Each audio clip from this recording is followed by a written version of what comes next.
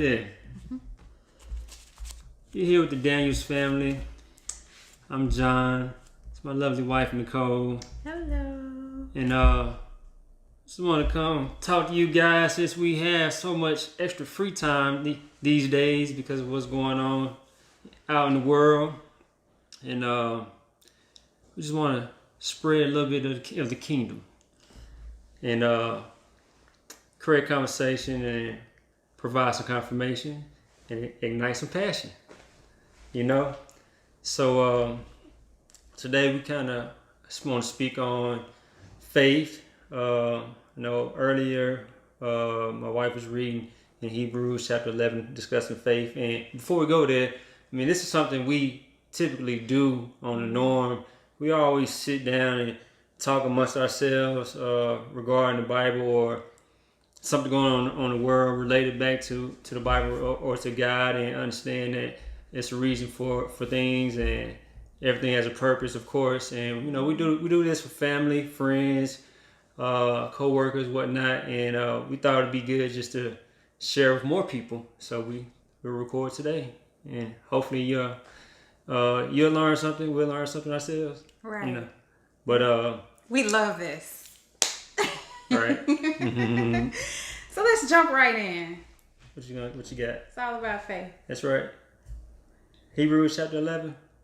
So Hebrews chapter 11, the very first verse says, "Now faith is the substance of things that are hoped for, the evidence of things that are not seen. And we know without faith, it is impossible to please God." So let's just see. I mean, what do you think? What does it mean to have faith? Well, to have faith, first of all, you have to believe in something, and we hopefully that belief is in a higher power who we call the Most High God, and the God of the Bible, God of Abraham, Isaac, and Jacob. Because if you don't have belief in God or belief in His Son Christ, I don't think anything is possible. Because that's your foundation. First of all, you don't want to believe in your money or have faith in your money, have faith in your job, or have faith in people, because those things will fail you every single time. So, which we really kind of see now, right? I mean, no matter how much money people have, no matter how much jewelry or, clothes, shoes, or whatever, right now we're homebound. So does it really matter? So it has to be things in general in life that are more important, that supersedes things that we can see, right? Things that are physically visible, things that are really and truly temporary. We just had a conversation about that the other day as well, saying that everything within this life that we see is temporary, from our bodies to our homes to our cars. We had some tennis rackets that we just pulled out the other day, and they've been sitting up there brand new for like a little over a year within our garage, up on the shelf. What has it been, about a year? About 3 years, maybe. Maybe 3 years. Time goes by so fast. But the handle is it's coming not like coming dry apart. rotted? It's dry rotting, yeah. And they're brand new. Like, really? Yeah. But everything that we see, right, is temporary. So everything ages. The value of things diminish, but yet with faith, right, we have promises that are eternal. So that's the shouting part. I just get excited about things like that. Well, yeah, that too. But back to the piggyback on what Nicole just mentioned about being temporary, I think that's one thing that increases my faith when I know that things are temporary, whether it's like an illness or a loss of a job or some kind of pain you're dealing with. All those things are temporary, and you have faith. If you have faith in God, those things are temporary, and you have better days ahead, and sure, God's gonna work you through whatever you're going through. But what you mentioned earlier about what I thought about faith. So what do you think about faith?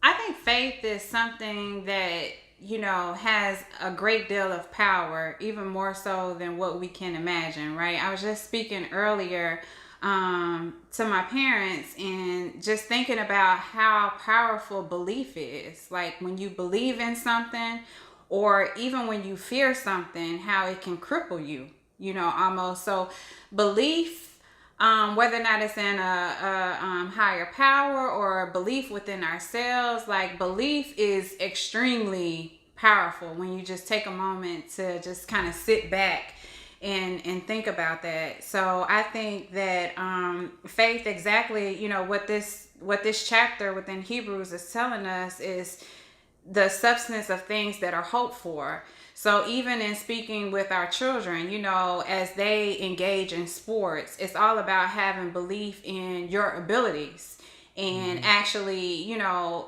asking God to help us in all areas of our lives, whether or not it's on our jobs or, on the courts, on the fields, really just having faith and having a belief, that something is possible. And when you have the faith and the belief in something being possible, you can actually see it through to where it will become visible, right? We will be able to see those results. Right. And to the on the belief point, I think when you have a lack of faith and you don't believe, especially when you don't believe in yourself or believe in God, you really blocking your supernatural power. And we all had these powers within, and I know, society would dumb that down where it's like a fairy tale where like, yeah, right, I don't have that type of power, but as in the Bible, Christ walked on water, and Peter temporarily walked on water because he had faith for a short period of time, but as he started to doubt himself, he started to sink in that water. So that's one example in the Bible, but in present day, you see individuals all the time who truly believe in themselves and they go out to do great things, whether it's something like Nicole mentioned in sports or something in the business world, dealing with technology, whatever. It all started off with a belief in oneself, because you see some of the richest people in the world didn't even finish college, but they believed in themselves and their ability, and they went out and taught themselves, created their product, and now they're like the richest people in the world. And then you have people like a LeBron James. He believed that he could be an NBA player when he's a junior in high school. I mean, when I was a junior in high school, I never thought about being an NBA player. I mean, I would have loved to go to the NBA, and I wish I could have done something like that, but I could never. That thought never would have crossed my mind. A junior in high school, like, yeah, I can go play in the NBA. It's just unheard of. But he had that belief. But of course, he was blessed with this talent too. So that, I guess, would strengthen your belief too at the same time. But still, you have people like him all the time throughout the world who still living in throughout history who had that belief in themselves. But first of all, most of these individuals believed in God first, and they knew what God gifted them, and they knew God was laying a path for them, and they just needed to listen and obey His commands. When God speaks to us and He's sharing things with us all the time, whether when you're riding in the car and you just meditating or just riding in silence, you hear things that come to your mind. It's God speaking to you, and He's basically trying to tell you something. So you can ignore it if you want to, but it's best to kind of sit back and pay attention and try to figure out what is He saying and why is He saying it. Because most of the time it's for a reason. It's to help you. It's whether it's trying to answer a question for you that you've been dwelling upon, or if it's showing you what if you need to turn left or turn right, and making a decision with your family, with your job, with your housing, health reports, anything. So we gotta believe in the higher power of the Most High God. So we can, first of all, like I mentioned earlier, don't block our supernatural power, and just don't block our blessings. Right. So faith is important. Go ahead. Well, I just kind of want to piggyback on what you just mentioned as well, as far as like God speaking to you. And I know, many years ago when I was younger, I always thought that God speaking to you would be, as if when He was calling Samuel, I think it was, but like actually hearing a voice. But sometimes that voice is a very soft presence, to the point that John just mentioned, whether or not you're riding in a car or, taking a shower, but you really have to turn the television off sometimes. We tell our children, to take a moment and get away from their iPads and just have a moment to yourself so that you can really kind of take in the thoughts that are being placed within your mind, right? The ideas. What are some things that God is even calling us for? And even when you were mentioning, some of the famous people, right? Mm-hmm. The celebrities, of this day, they also knew their purpose. And, we can dive into that on another day, but just being in tune with what is meant for me to do, not only in my life, but this day, this week, this month, right? How can I fulfill my purpose that the Creator has created me for? So, but anyway, I guess back to faith. Yeah, so just not to just keep going along of people who have faith, but I know I mentioned a lot of celebrities and whatnot because we identify with those people because we see them all the time. Mm-hmm. But in the Bible, there's plenty of examples, as most of you all know, of people who demonstrated faith. In Hebrews 11 lists a few people. It lists Abel, having faith and presenting his best portion to God, and Cain, his brother, did not. And of course, for you all who know, Cain was punished for that. You have other individuals like Noah, like you see on the cover shirt, faith like Noah. Mm-hmm. Noah had faith, but everybody else in the world looking at him like, what are you doing? Right. Why are you building a boat? Why you building a big boat? You don't have a family that big, and where you going?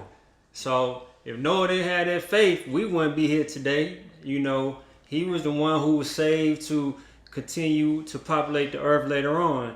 Mm-hmm. And even believe it or not, Christ had to have faith because he had moments of doubt, even right before he knew he was going to be crucified when he was praying to God. Mm-hmm. He had to have God had to have confirmation through God that it's going to be okay, and this is part of your purpose you have to go through with. And he had, I felt like he kind of had some more doubt on the way to the cross, and even on the cross. He had to continue. And that's why prayer is so helpful and powerful and important. Mm-hmm. Because the times when you do doubt, even though we pray for faith, we want to have faith, we feel like we have it, we still got to pray to maintain it, and it's to keep us going, because you're praying, and even though we know God has our best interests at heart and he's gonna make this thing work for us, we still had a little doubt to creep in. We gotta pray and speak to him. Mm-hmm. And just like a parent would do any child, they'll console you and mm-hmm. comfort you and let you know everything's gonna be okay. Mm-hmm. So and that's true. I would just like to comment mm-hmm. on the fact that, to your point, like even Christ on up until him being on the cross, right? He had to be in direct communication with the Father in order to get those confirmations. And, even until this day, we need those confirmations, right? Mm-hmm. So he is our ultimate example of, what we are to do here within this earth. And so I just thought that was a good point. Mm-hmm. The fact that we do have to take that time to connect to the Father, to pray in his Son's name, right, in order to be heard and to have that same guidance as to what we need to do in order to fulfill his will. Right. And everybody has some kind of testimony of faith where they can think back to in their lifetime, and that should be confirmation that God is real and God is with you. Mm-hmm. I know we had times that we could think of, several moments of time we could think of, particularly dealing with our jobs or whatever. I remember being laid off, when was that? 2009, I want to say, from Sprint, and got laid off almost a month after our second child was born, Chase. Mm-hmm. He was born I was laid off he was born in February, I was laid off in March. Yeah. And I can't say at the time I was truly worried. First time it ever happened to me. I had a little severance package, so I thought it would be okay, but it was only like 6 months. So Nicole was worried. She was on me every day. I was like, man, I gotta get out this house. She bugging. But so that was back in the day when my faith wasn't as strong. I've grown since then. But yes, I was worried. I had fear. My fear was here and my faith was here. But God, shift. Right. I mean, I've definitely grown since then too, and I think that experience strengthened my faith, because during that time frame, even though it wasn't immediately, I saw things working in my favor. I saw God working. And I just tried to stay consistent in what I was doing, as far as looking for jobs and staying positive, and things just started to happen. You started getting, what is it?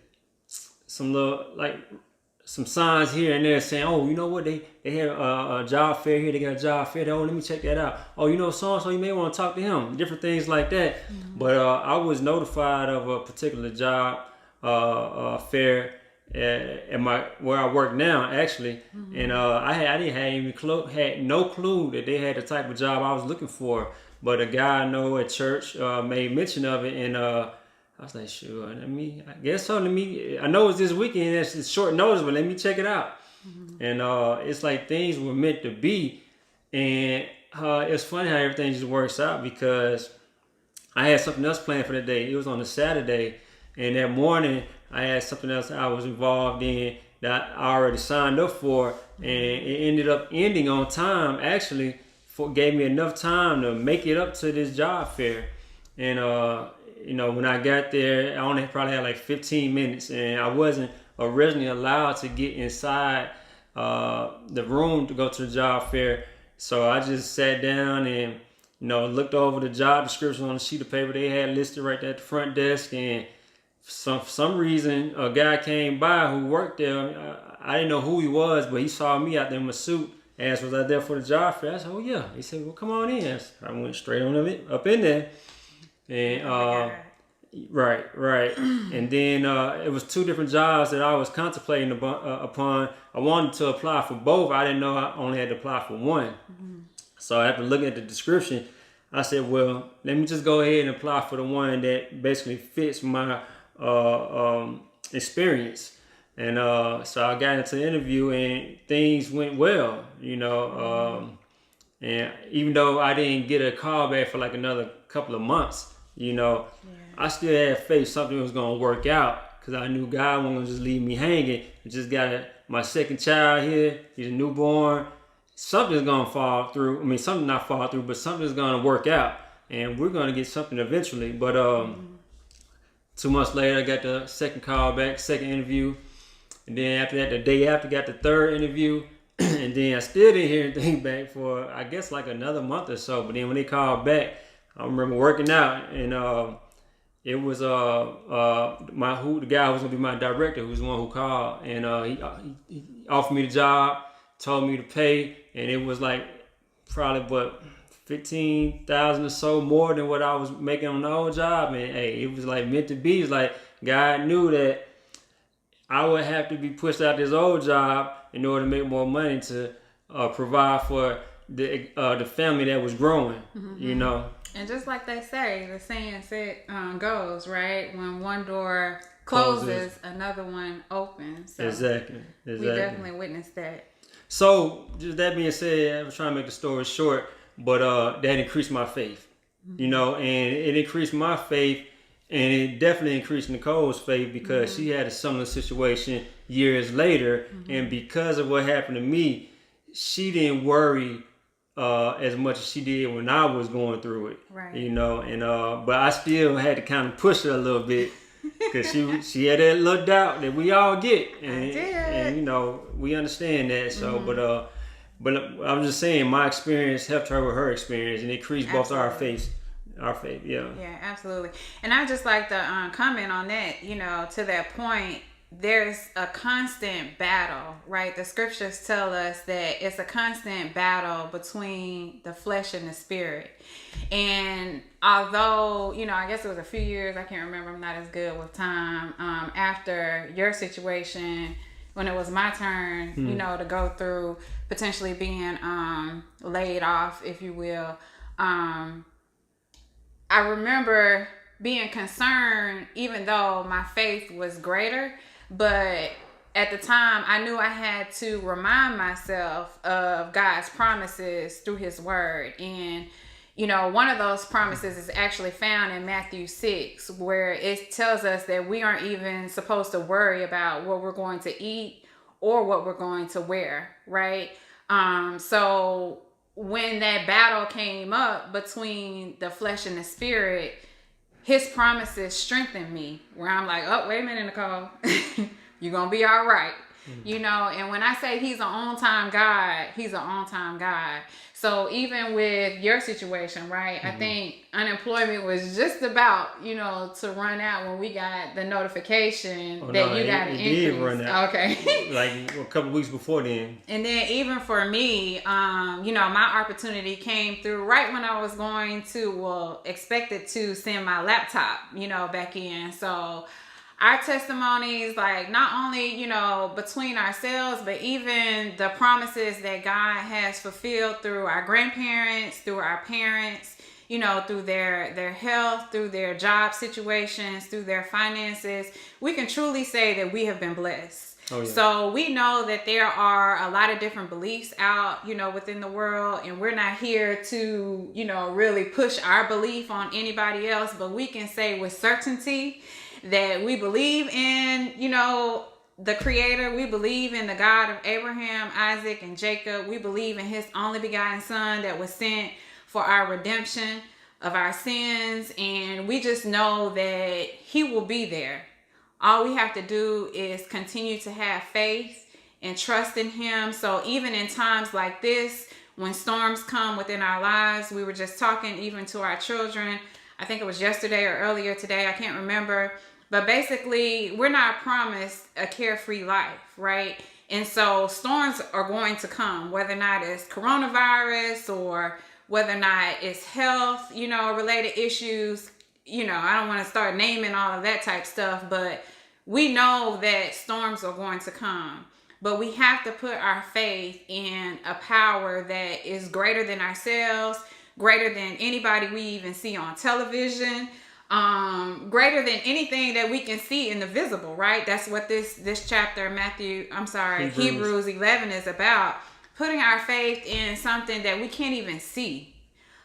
So yeah, we don't want to keep going long, keep you up too long, but we really wanted to talk about this, and it came to mind because of what's going on. She mentioned the coronavirus and whatnot, and a lot of people are scared about it. You know, we see people running to the grocery stores, you know, taking up all your toilet paper and everything, and hand sanitizer. You know, you see neighbors, you can tell that they may be concerned or worried. You see people with the mask on, the gloves on, and your parents don't want to go anywhere because they're elderly. So they're afraid to go outside. The wind may spread the virus to them. So we really just want everyone to maintain your faith and not be shook by what's going on right now. I mean, you know, of course, everybody needs to be aware and do what's right, but we should have been doing it anyway. Right. We should, you know, live a clean lifestyle regardless. But we don't want this just to really just change us, because these times have it where people don't even want to visit you right now, you know, and it's just like, which is fine, because once again, everything happens for a reason. God, we believe, is doing this so we could take the time to really reunite with the family, learn one another, have fun together, create memories and new experiences, take time to read God's words. This is really like a sabbatical. This is really a rest for everyone if you look at it in that sense, which is great, because right now no one is on the hustle, chasing money, you know, or concerned about who's going to win the playoffs, you know, or who's going to be number one in the playoffs or make the playoffs or whatnot, you know, or, you know, a lot of pressures of the world, like running around for taking your kids to extracurricular activities, sports activities. All that is gone right now. So it's a opportunity to recharge, you know, and like I said, enjoy your family, study the Bible, read the Word, whatnot. Just do a lot of things that you've been putting off that should have been at the top of your list. You know, so knowing God always has a plan. We want to stay faithful during this time. So listen to what He's saying to you right now, and look for what's about to happen. I mean, you know, we may think something's bad gonna take place, but like I said earlier, everything's temporary. Everything's gonna work out the way it's supposed to, as long as you believe in God and understand that He's gonna put us all in the best situation possible. Right, and as the scriptures tell us, this too shall pass. Right. So, you know, again, just turning to His Word, taking the time, right, to turn to His Word in order to get that guidance, to build that faith, to build that hope.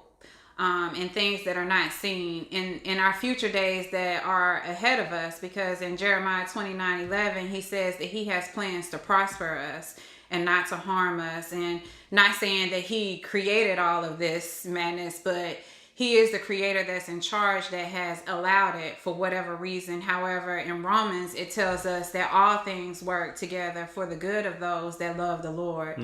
So again, well, one last thing, at least from me, is going back to Christ being our example. And even when He was here within this earth physically, He specifically mentioned that He was in this world, but not of this world. And so we have to think about that kingdom that is built on a rock, you know, in the invisible, where our Father still sits on the throne, as well as Christ and the Holy Spirit, to where those stocks aren't diminishing. You know, that value and that power has not diminished. We don't have to vote on them. They are there. They are steadfast. They have mentioned within their word that they will never forsake us. So even though we live in this world, we are not of this world.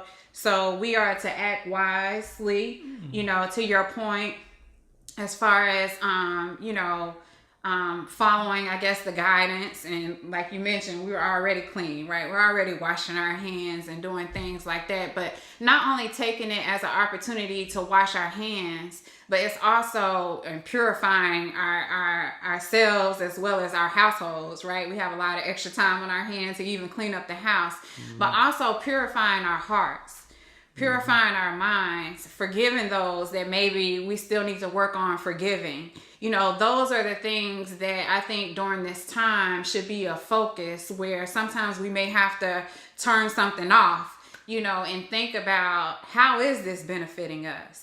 And earlier today, I also saw something about, you know, the mindset of not being stuck at home, but being safe at home. So we thank God that He has woke us up, you know, to see another day. He continues to put the breath within our body, regardless of what virus is going around. Ultimately, He is in control. And so He has allowed us the opportunity to be safe within our homes, to really draw close to Him. Right. So in closing, we just want you all to understand that we all have a purpose, and we want you to keep the faith, and know that God is going to continue to lead, guide, and direct us, and everything will work out to our benefit when it's all said and done. And we will bid you all farewell. And we hope that we pray that God continues to bless you all. And love you guys.